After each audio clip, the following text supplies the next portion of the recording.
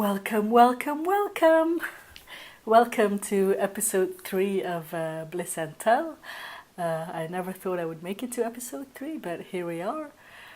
I'm actually enjoying doing this quite a bit. Maybe that's just because I'm a narcissist. I don't know.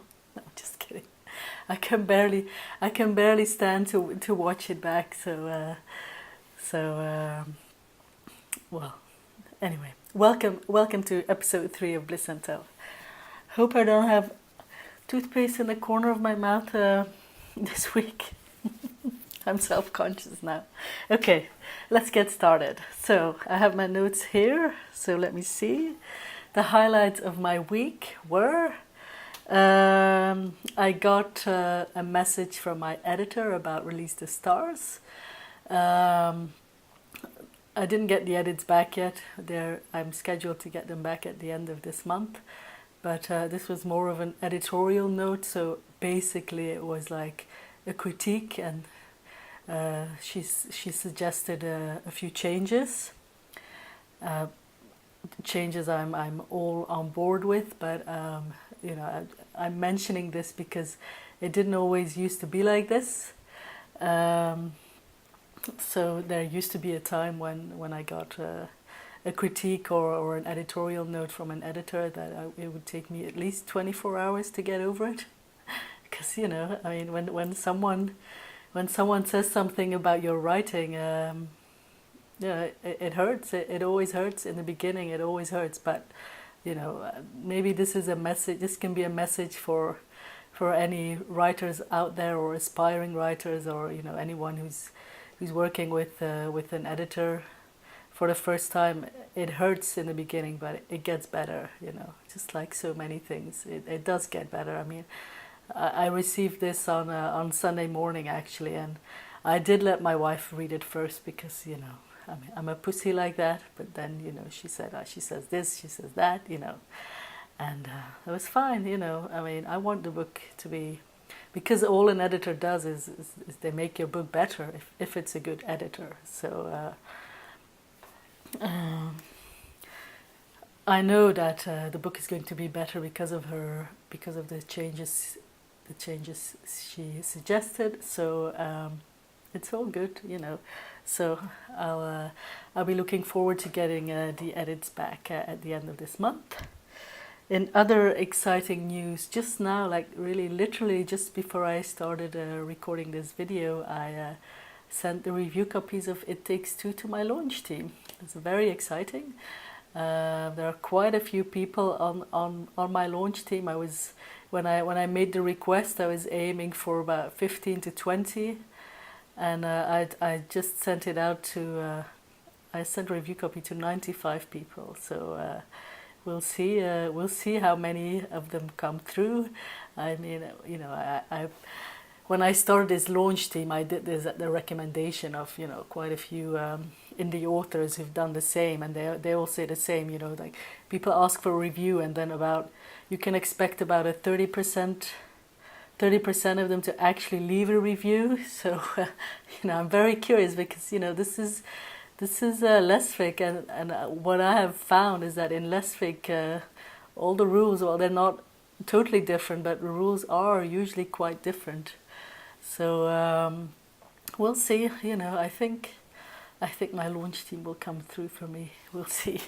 So they'll be reading the book this week, and then we'll also be giving it one more proofread, and then next Friday, I think I'm sending it to the distributor, so it'll be out the week after. Very exciting. I'm absolutely dying to get my next release out there because it's been so long, I want attention. I'm just kidding, I'm not yet. Anyway, so let's move on. Last week, I don't know if I spoke about this last week, but I did blog about my crazy plan. So my crazy plan is to have a new solo release out starting November. So starting with It Takes Two until every month until December 2016. So December next year. So this is my crazy plan. I mean, I've talked about crazy plans before, right? And I have a lot of crazy plans because this is sort of, how I do things. And a lot of my crazy plans, they don't work out, but some of them do, and my crazy plans have got me this far, so I keep having them. And I love crazy plans. They energize me. So this is my when I blogged about this, I said, of course I'm not going to have a new novel out every month because that's a bit crazy. I mean, who does that? But then over the weekend, I think I was feeling particularly crazy. I said, why not? Why can I not have a new novel out every month? I mean, I basically have 3 novel-length works written, so I would only need to write 9 more or 10 more.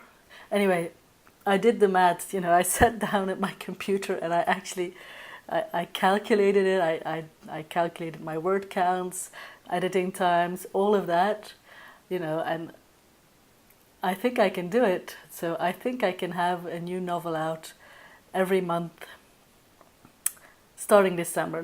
November is going to be a novelette. So this is my challenge. So a new Harper Bliss novel every month starting December 2015. So not next month, but the month after, until December 2016. I don't know if I'll still be doing Bliss Tell in December 2016, but if I am, we'll see then. It's a long time away, but this is the challenge that I've set myself. And I mean, I don't write novels that are 100,000 words. My novels, they are not super long. I mean, if my novels were between 100 and 150,000 words, this would be complete madness.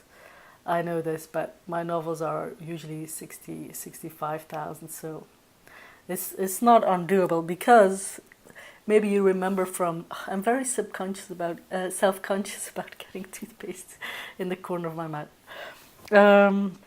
Last week I talked about another crazy plan about my 5,000 words a day, and so this week was the first week that I was going to do this for a full week. But I can already tell you that my plan did not work, because I should have done 25,000 words now. It's Friday lunchtime, 5,000 words every morning, and I'm only at 21,000. So there's a solution for this, because there's always a solution for everything, I have learned. And very simple. I'm going to write another 4,000 words tomorrow morning on Saturday. It's fine. I often write on Saturday morning anyway, so that's that.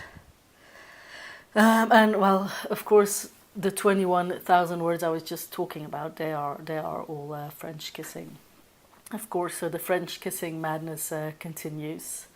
It's still great fun, I have to say. I'm just past a halfway point now. I'm at 50,000 words.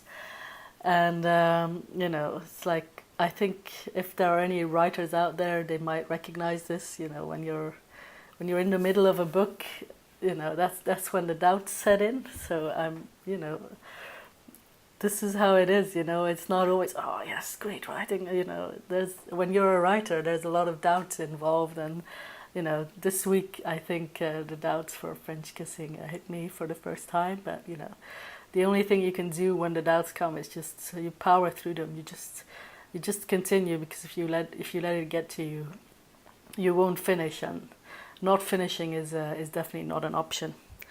So just checking my notes. I think that's about it for my highlights of the week. What's coming up next week? Well, next week I want to finish the first draft of French kissing. So it's also the end of the month. So I will write on the Saturday as well. So I fully expect to have the first draft of French kissing done by next week, Saturday, the 31st of October. So I'm quite excited about that. So I'll keep you posted on how that goes. Also next week I have my BookBub ad. So I want to take this opportunity again to everyone who helped me when I requested reviews, to get this ad, for leaving me a review. I'm sure it has helped to get me this BookBub ad, and it's Friday next week. On the 30th of October at the Water's Edge will be 99 cents for a couple of days. So if you haven't read it yet, it would be good to wait until then to buy it.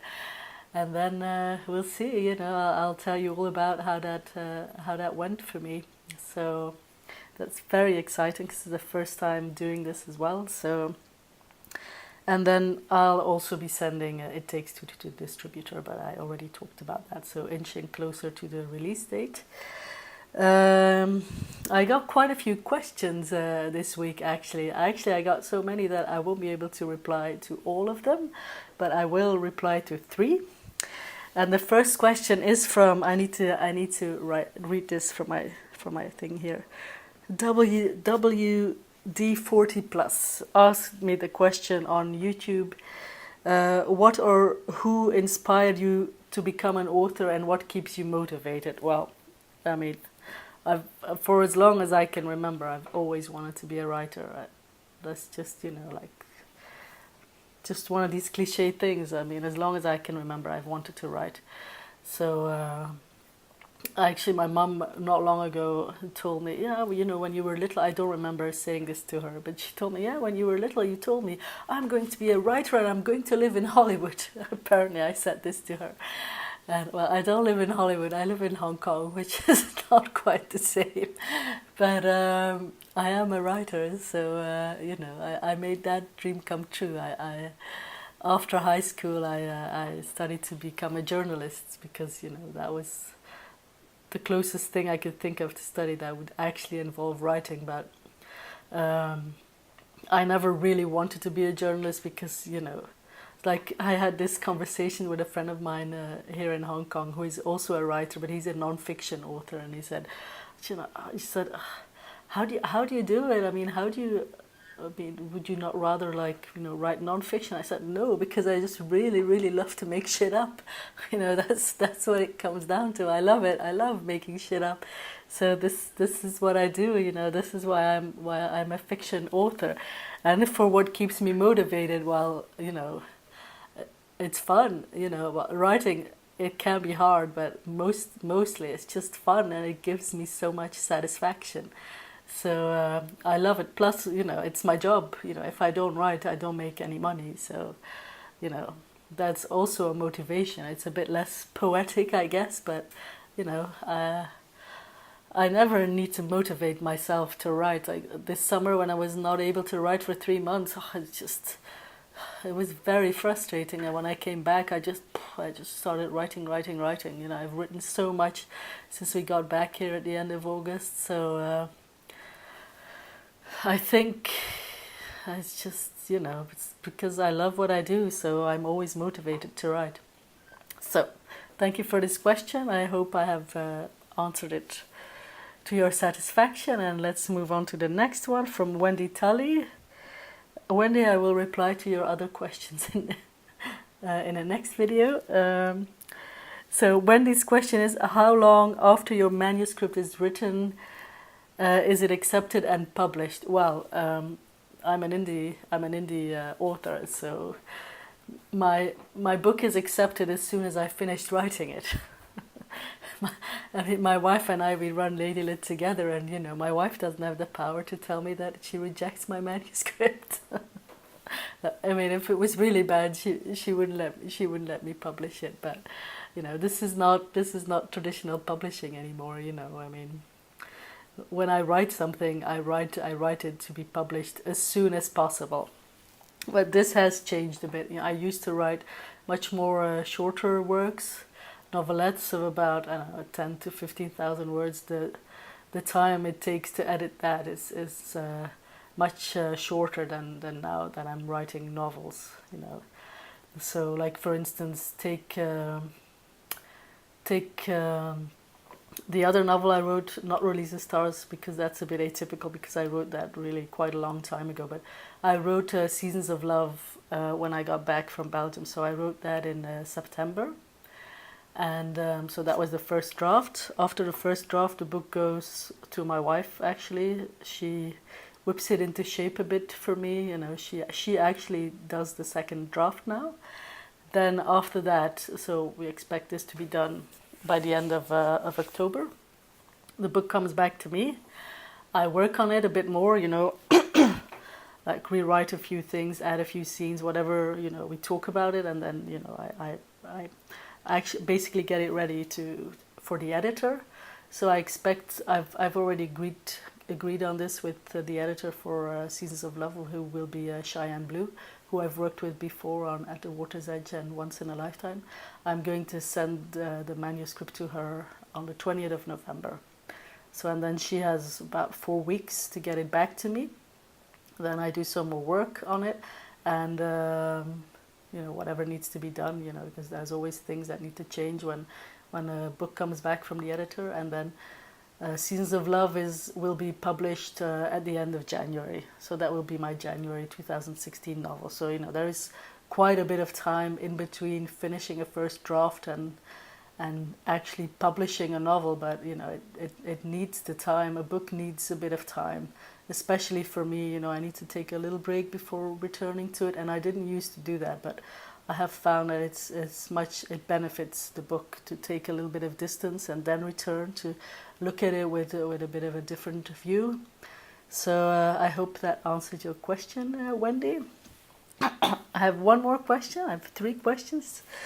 The next question is from Nikki, who has a really fun question. She says, French kissing is so real. I feel like you must have spent some time in France. Well, I mean, I'm from Belgium, you know. I lived in Belgium my entire life until I moved to Hong Kong. I never lived anywhere else. So I moved to Hong Kong 5 years ago. All the time before, I lived in Belgium. Belgium is right next to France. And where we used to live, the city where we lived, Ghent, in Belgium, it's like a 3-hour drive from Paris. So we went to Paris like at least once every 2 months because we love Paris. Caroline and I, we absolutely adore Paris. Paris is definitely my favorite city in the world. It's so beautiful. And when when I was thinking about where to set my serial, Paris, it was my first choice because I know the city quite well and speak a bit of French, you know, not that that matters, but, you know, plus, you know, it's Paris, it has that allure of, you know, a city of lights, you know, which I use in my tagline. So I never lived in France, but I visited Paris a lot and I miss Paris a lot. Oh, Paris. See, now I want to go to Paris. I was in Paris actually this summer, but I didn't enjoy it as much because, you know, surgeries, all of that shit. So, Nikki, I hope this answers your question. So that's it for the questions. What do I have? Well, not that much anymore. This weekend we're going to a Chinese wedding. It's the brother of one of our friends who's getting married because, well, this is my first Chinese wedding in Hong Kong since I've moved here, because all our friends are gay and they don't get married. They're not allowed to get married in Hong Kong. So, you know, this is a straight marriage, a Chinese straight marriage. So that'll be an experience. I'm very curious. So I'll let you know how that went, and that's about it. I'm taking the afternoon off. So Caroline and I decided that, you know, because we often work on the weekend, so that as of now we are going to take one afternoon off during the week. So that's Friday afternoon. We're going to the movies tonight on a date, and not with Gillian Anderson, but with each other. Caroline was not pleased when I told her that she was not going on a date with her. It was not like going on a date with Gillian Anderson. Well, it's much better to go on a date with you. Anyway, so that's it for me this week. I hope you have a lovely weekend, and I will see you next week. Bye bye. Peace out.